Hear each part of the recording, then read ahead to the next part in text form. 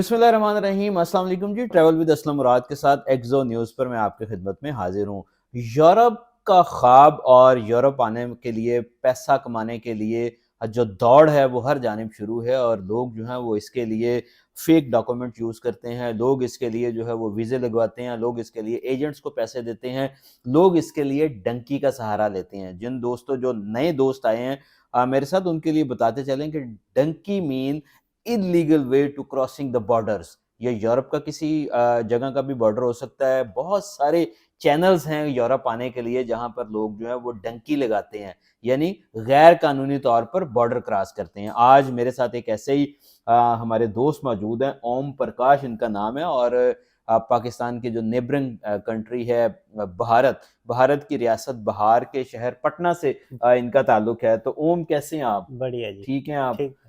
तो आप थोड़ा-सा बताइएगा कि आप किस इलाके से थे? आप लोग जो है वो कैसे आपके मन में ये बात आई कि आपको यहाँ से जाना चाहिए? वहाँ के हालात कैसे थे? थोड़ा पहले उस हवाले से मुझे बताइएगा। नहीं, हम लोग यहाँ पे अल्बानिया में आए थे। नहीं, आप मुझे बताइएगा, जब इंडिया में थे आप, जी, तो आपने क्या आपके ज़हन में था? क्यों आप जाना चाहते थे? वहाँ के हालात कैसे थे आपके? वहाँ से शुरू करते हैं ना ज़रा। जी। तो इंडिया में जो हालात था वो ठीक था, लेकिन उतना भी ठीक नहीं था। जैसे कि वहाँ पे जिसके पास भी आदमी काम करे वो तो ऐसे भी थे कि जहाँ पे काम भी करवा ले, पैसे भी ना हुँ, हुँ। दें। और दूसरी बात, पैसे भी कम थे। इधर अच्छा खासा पैसे मिल जाता है। अच्छा ओम, ये बताइए कि इंडिया में जो है वो आपकी फैमिली थी, कितने लोग थे? और आपके ज़हन में कब ये बात आई कि नहीं यार, मुझे यहाँ से हिजरत करनी चाहिए, माइग्रेशन करनी चाहिए? मेरे ज़हन में आया कि इंडिया का, जैसे कि वहाँ पे काफ़ी लोगों का बेरोज़गारी देख के ऐसा लगा कि नहीं, यहाँ पे रहना अब ठीक नहीं है। हुँ। फिर मशवरा वगैरह किससे किया? जी, एजेंट वगैरह सारे से बात हुई, इसके बाद में हमने अल्बानिया आया, तो अल्बानिया घर में। वाले मान गए आपके? जी, घरवाले तो माने नहीं, लेकिन मनाना पड़ा। कैसे मनाया उनको? वो खाना-शाना छोड़ दिया या नाराज़ हो गए, कहा जी मैं कुछ नहीं खाऊँगा? क्या स्टोरी ज़रा पूरी सुनाइए नहीं, हमें। उनको बताया कि भाई ऐसा है कि मेरी भी लाइफ़ सेट होना है, बच्चों का भी लाइफ़ सेट करना है, हुँ। तो इसीलिए ये कदम उठाना ज़रूरी है। शादी हुई थी जब आप वहाँ से जी, निकले थे? जी, बिल्कुल कितने सर। बच्चे हैं आपके? 3 बच्चे हैं। माशाल्लाह, 3 बच्चे हैं और वो अभी तक वहाँ पे ही हैं हाँ, बिहार में। बिहार में। फिर आप आगे चलें अब कि आपने एजेंट से जो है वो बात की और कितने पैसे उसको दिए और फिर कैसे हुआ? क्या कहाँ का वीज़ा लगा? वो ज़रा स्टोरी एक जैसे दोस्तों को सुनाते हैं वैसे बताएँ ना ज़रा। जी, तो मेरा अल्बानिया का वीज़ा के लिए अप्लाई मैंने किया, वहाँ पे काफ़ी एजेंटों के पास गया, लेकिन उतना बात नहीं बना। एक ऑफ़िस में गया मैं, उस ऑफ़िस से फिर बात हुई, तो उन्होंने कहा कि काफ़ी सारा पैसे लगेगा, आप उतना पैसे दे नहीं पाओगे। मैंने कहा नहीं, नहीं, जितना भी लगेगा मैं दूँगा, आप मेरे को यूरोप ही जाना है। तो उन्होंने कहा कि अल्बानिया के लिए वीज़ा है, आप तैयार हो तो आप रेडी हो जाओ। तो फिर मैंने अल्बानिया, कितने पैसे आपने दिए उनको? वहाँ 3 लाख रुपए के करीब लगा। 3 लाख इंडियन जो है वो जी, जी, जी। पाकिस्तानी। अच्छा, आप एयरपोर्ट से चले वहाँ पे तो नहीं, दिल्ली से कहाँ से आप फ्लाई कहाँ से किया आपने? हमारा फ्लाइट वहाँ से हम लोगों का पटना से आया दिल्ली, दिल्ली से इसके बाद फिर अल्बानिया के लिए उड़ा। दुबई अच्छ एयरपोर्ट, दुबई एयरपोर्ट से अल्बानिया। अच्छा, अब आप अल्बानिया पहुँच गए। जी, अल्बानिया तक आप आपका वीज़ा ठीक था, सब कुछ ठीक है। सब कुछ हो उसके गया। बाद आप स्टोरी बताएँ, फिर अल्बानिया में आप एयरपोर्ट से बाहर निकले, तो ज़रा तफ़सील से, ताकि जो लोग डंकी लगाते हैं हम जी, उन्हें बता सकें कि यार ये कोई अच्छा काम नहीं है, जो आ गए हैं ठीक हैं। जी। आप अपनी जान जो है वो आप अपनी जान के ऊपर जो है ना आप खेल के मत आओ। वहाँ पर जिस कंट्री में आप रहते हो वहाँ पर भी बड़ा रोज़गार के मौके हैं, वहाँ पर ही आप जो है वो रह सकते हैं। तो इसलिए तफ़सील से, ताकि जो टेंशनें आई हैं, जो जी, मुश्किलात आई हैं, उनका पता चल सके। जी, अल्बानिया में हम लोग थे, वहाँ पे $550 मिलता था मेरे को, $550। फिर यार दोस्त वहाँ से मिले, बोले कि चलो डंकी लगाते हैं, ऐसे-ऐसे बात है, वहाँ पे जाके बढ़िया पैसे कमा लेंगे, अच्छे पैसे वहाँ पे बनता है, चलो डंकी लगाते हैं। तो काफ़ी सारा बात हुआ, फिर हमने घर से भी राय सलाह लिया, इसके बाद वो लोग राज़ी नहीं हुए। वो कहे जितने पैसे मिलते हैं उतने में ही खुशी हैं, तुम वापस आ जाओ, हमें नहीं चाहिए पैसे। फिर उनको काफ़ी समझाया-बुझाया कि भाई बच्चों का भविष्य भी सुधारना है, अपना भी, तो इसके लिए ये कदम उठाना ज़रूरी है। तो वहाँ से हम लोग जब चले अल्बानिया से, तो अल्बानिया से चलने के बाद हमें मैकेडोनिया आना पड़ा।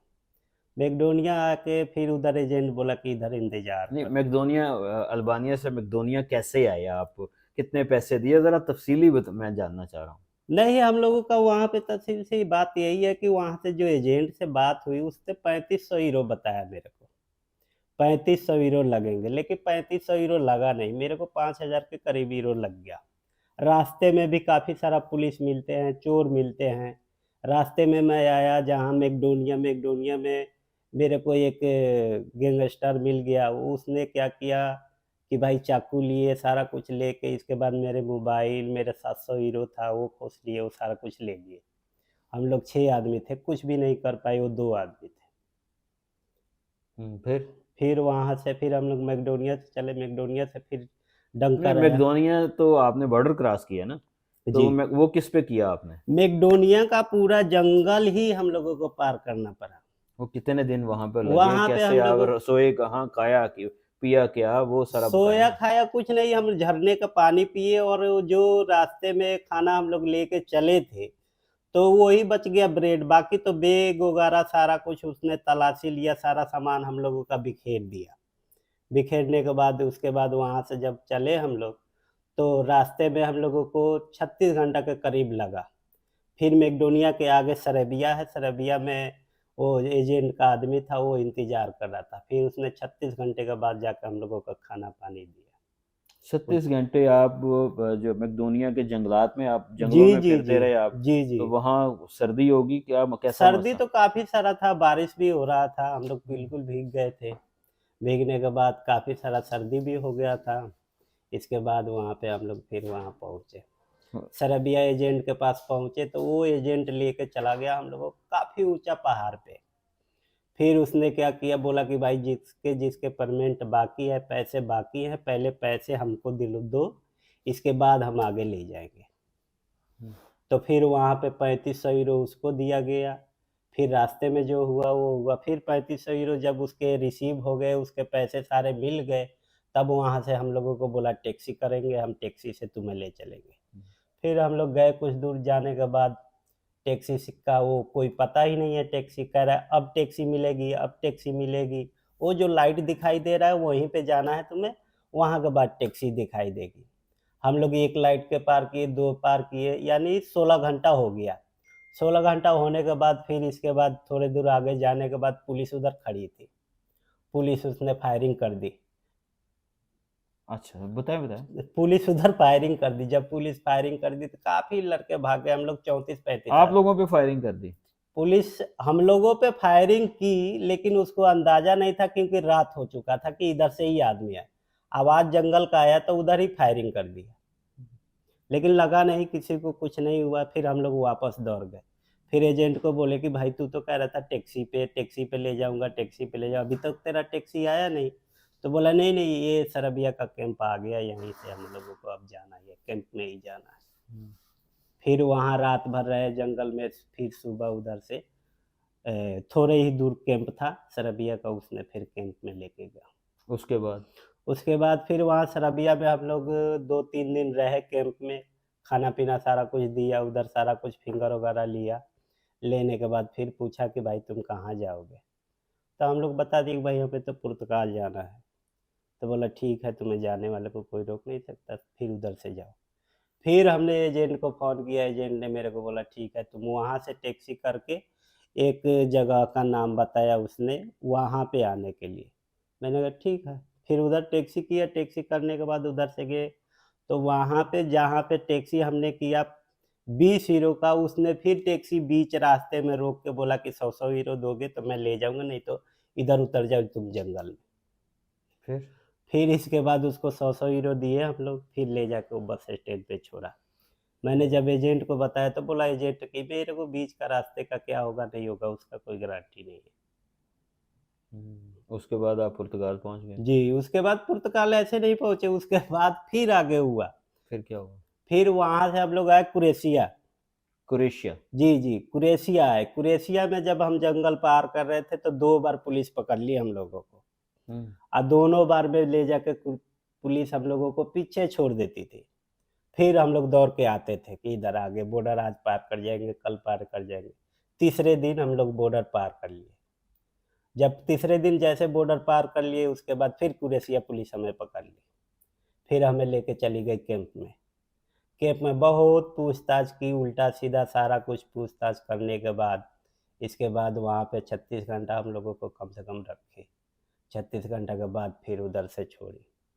फिर हम लोग सल्वेनिया के लिए डोंकी लगाए। तो सल्वेनिया आए, सल्वेनिया से फिर उधर टैक्सी की है हम लोगों ने। एजेंट तो पैसे लेके अपना करे, बस मैं रास्ते बताने का पैसे लिया। अरे बीच का रास्ते का खर्चा क्या है नहीं है मेरे को नहीं पता। हुँ। फिर उधर टैक्सी वाला बोला कि नहीं, मैं तो 15 रुपए में तुम्हें सल्वेनिया पार करा दूँगा। उसने लिया 300 हीरो। तो और जाकर मेरे को फिर वहाँ पे पार कराया उसने सल्वेनिया। सल्वेनिया से फिर हम लोग सल्वेनिया से ट्रेन पकड़े तो इटली गए। हुँ। इटली के बाद कोई दिक्कत नहीं है, बाकी दिक्कत तो है। काफ़ी सारा डंकी में तो काफ़ी सारा, यानी यानी मौत और ज़िंदगी से लड़ाई है डंकी। मौत इतना और ज़िंदगी से लड़ाई है। लड़ाई है। आप ये बताएँ कि जब आपको जो है वो आपने इतने बॉर्डर क्रॉस किए हैं, जी, तो कहीं पे अगर आपको गोली लग जाती, जी। बच्चों का क्या बनता? फैमिली का क्या बनता? वो तो था ही, लेकिन रिस्क तो थोड़ा लेना ही पड़ा। रिस्क तो वैसे अब सोचते हैं तो लगता नहीं कि यार मैंने जो है वो बड़ा ही एक 6-7 ममालिक की जो है वो सरहदें मैंने पार कर जी, ली जी, हैं बिल्कुल, बिल्कुल। और अब तो जो है वो हुँ। बस वो अब तो वो कहानी नहीं हो सकता। कोई मेरे से पूछता भी है डंकी के लिए तो मैं तो सीधा मना कर देता हूँ। मैं तो कहता हूँ यही कि जो हुआ, जो वहीं पे जो जितना मिलता है वहीं पे रहो, वही अच्छा है।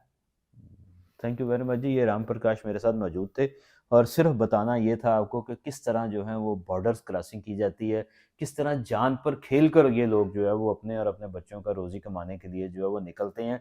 लेकिन खुदारा ऐसा काम ना करें क्योंकि इसमें आपकी जान भी जा सकती है। इसमें आपके घर वाले जो हैं उनको शायद आप की जिस्म भी ना मिले, बॉडी भी ना मिले कि आप लोग कहाँ पे हैं। कभी सर्बिया, कभी क्रोएशिया, कभी बोस्निया, कभी कहाँ-कहाँ से लोग जो हैं वो निकलते हैं। खुदारा इससे बचें। ये राम प्रकाश की स्टोरी से जो है वो इबरत पकड़ें कि किस तरह इसने जंगलों के अंदर जो है वो रातें गुज़ारी हैं, किस तरह चश्मों का पानी पी के इसने रातें गुज़ारी हैं, कहाँ इसको जो है वो गैंगस्टर पकड़े हैं, उन्होंने चाकू दिखा के इससे पैसे लूटे हैं, कहाँ पुलिस ने इस पर फायरिंग की है, कहाँ इसको 2-3 दफ़ा पुलिस पकड़ के लेके गई है। तो अगर इस दौरान इसे कुछ हो जाता तो ज़िम्मेदार कौन था? अपना दोस्तों सबका ख़्याल रखिएगा। अल्लाह हाफ़िज़।